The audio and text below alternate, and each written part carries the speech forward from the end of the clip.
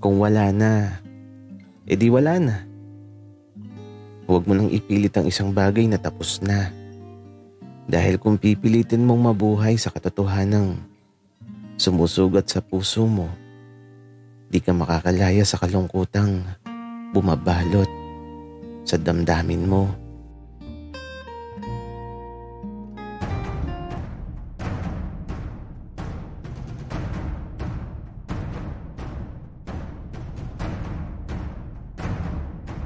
Kaibigan, huwag mong kalimutan mag-subscribe sa aming channel at huwag din kalimutan i-click ang notification bell at subscribe button. Subscribe na!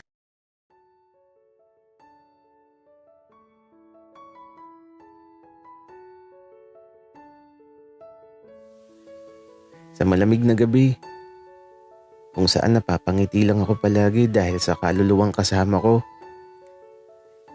Ewan ko ba, pero okay siya. Maayos kausap at medyo makulit din talaga. Rafael,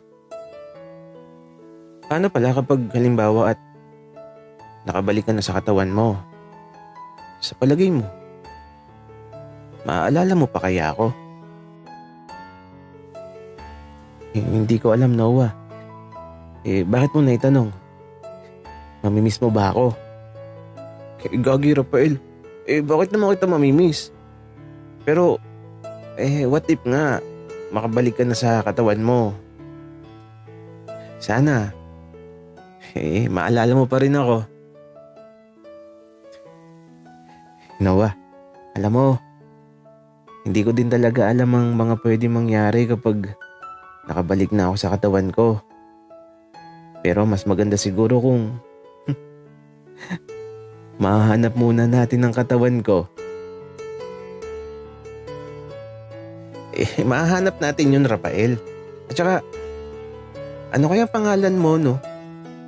Baka kasi masanay ako na Rafael lang tawag sa'yo.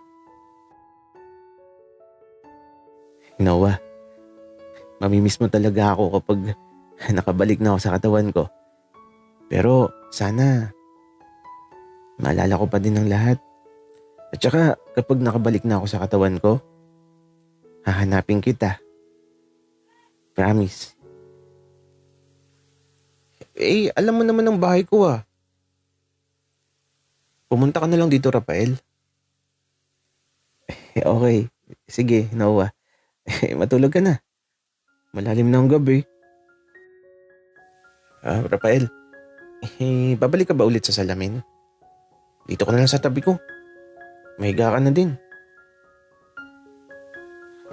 Oo, sana, Noah. Babalik sana ako sa salamin pero sige. Dito na lang ako sa tabi mo. Bantayan mo ako pagtulog ko ah. Tsaka Rafael, gisingin mo ako na maaga bukas. Magluluto ako para kay tatay. Okay, sige. Matulog ka na. Wika ni Rafael na nakangiti lang. Hindi na ako natatakot sa kanya ngayon. Parang normal na lang sa akin ang lahat. At saka, hindi na malamig ang pakiramdam ko sa kanya. Maginhawa na yung pakiramdam ko. Hindi katulad nung una. Kinikilabutan ako. Kaya ito, sa pagpikit mo ng mga mata ko, nakatulog ako kaagad. At mula sa panaginip ko, natutuwa ako. Kasi naman, magkasama daw kami ni Rafael. Tapos, naglalakad daw kami sa isang lugar na napakaganda. Na tila ba gilid ng isang bangin na maraming paro-paro. Tapos, maraming bulaklak. At sa panaginip na to, magkahawak kamay namin pinagmamasdan ng takip silim. At sa paglubog ng sikat ng araw sa gilid ng bangin kung saan nakatayo kami ni Rafael, pawang mga ngiti ang nakikita ko sa mukha niya. Mahahawa ka na lang talaga sa kanyang matatamis na ngiti. At mula sa pagsapit ng gabi, animoy nagliwanag ang buong paligid. sa pagsilay ng napakadaming alitaptap. Mga alitaptap na nagbigay liwanag sa paligid. Mga alitaptap na nagbigay sigla sa madilim na langit. Subalit sa panaginip na to, tila ba mabilis nagbago ang sitwasyon. Isang nakakasilaw na liwanag ang aking nakita. Isang liwanag na paparating. Isang liwanag sa gitna ng dilim. At tila ba sa madilim na kinatatayuan ko, agad umagos ang tubig na halos malubog ang katawan ko. Sobrang lamig at di ko alam kung nasaan ako. Nawala na rin si Rafael. Hindi ko na siya matagpuan. Sumisigaw ako, subalit walang nakakarinig. Parang tila ba nasa isang masikip na lugar ako. Isang lugar na nababalot ng dilim. Isang lugar na tila ba nauubusan ng hangin. Para akong nalulunod. Hindi ako makahinga. Bakit ganito? Parang tila ito ang kwentong sinabi sa akin ni Rafael na naging isang panaginip ko. At sa pagmulat ko ng mga mata ko, natulala ako dahil sa panaginip ko. Agad akong bumangon at naupo sa kama ko at pilit kong iniisip ang panaginip ko. Noah, okay ka lang? Ginigising kita kanina kaya lang di ka magising. Binabangungot ka ba? Hindi ko alam, Rafael. Para kasing nangyari sa panaginip ko yung nangyari sa'yo. Noah, sorry. Dahil sa akin nagkaroon ka tuloy ng masamang panaginip. Huwag kang mag-alala, Rafael. Hindi naman puro masama yung panaginip ko. May masaya din naman. Talaga ba, Noah? Pero kasama pa din ba ako sa masasayang panaginip mo? Oo, Rafael. Andun ka din. Pero kakaiba eh. Halatang panaginip lang kasi di naman totoo ang mga ganun. Noah, ikwento mo sa akin bago mo makalimutan. Rafael, wag na. Hindi naman masaya. Noah, nakakainis ka. Dali na kasi, ano ba yun? Ikwento mo na. Bahala ka kapag di mo sinabi, magtatampo ako. Uy, Rafael, napaka-arte mo. Magtatampo ka talaga. Pero, sige nga, ikwento ko na. Rafael, nakatayo daw tayo sa gilid ng bangin kung saan maraming mga bulaklak at paru-paro habang pinagmamasdan ng takip silim. At sa pagsapit ng dilim, nagpakita ng madaming alitaptap.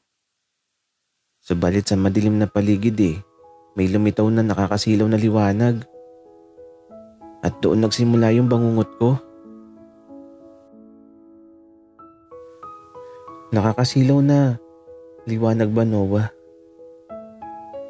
Teka, parang may naalala ako.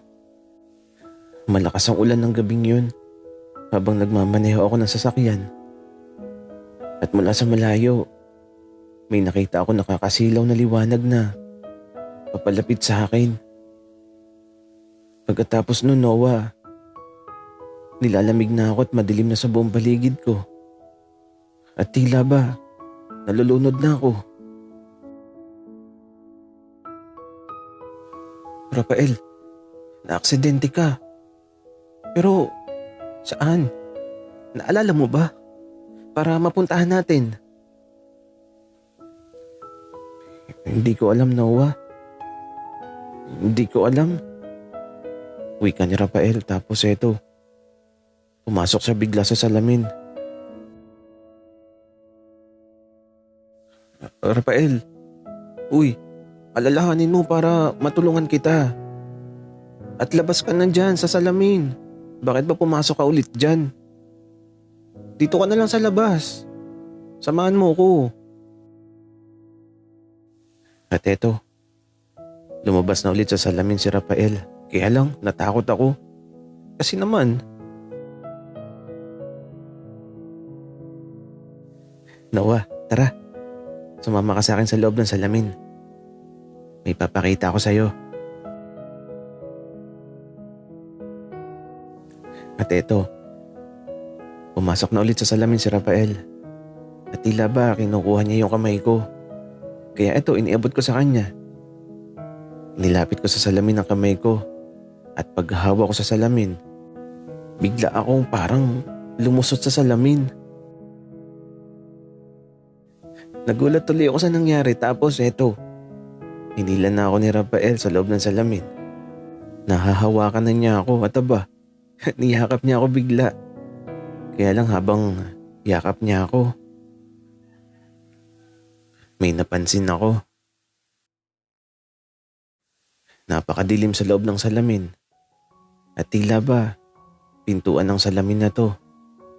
Pintuan sa tunay na mundo. Nakikita ko kasi ang kwarto ko doon sa labas. Kaya lang, teka, ako yun ah. Bakit nakahiga ako sa sahig?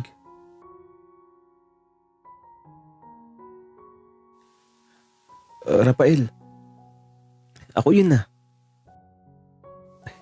Oo, Noah, ikaw nga. Naiwan ang katawan mo. Ayos ba dito? Nahawakan na kita. Ayos naman, Rafael. Kaya lang madilim. Noah, tulungan mo ako na makaalis dito ha. Pakiusap. Oo, Rafael. Pangako, tutulungan kita. Tapos eto, tila ba may humila sa akin pabalik sa katawan ko. Tapos nagising na lang ako bigla na nakahiga sa sahig. Napapaisip tuloy ako. Totoo ba ang nangyari? Pero teka, yung salamin. Bakit biglang nagkaroon ng malaking lamat? Hala, anong nangyari sa salamin?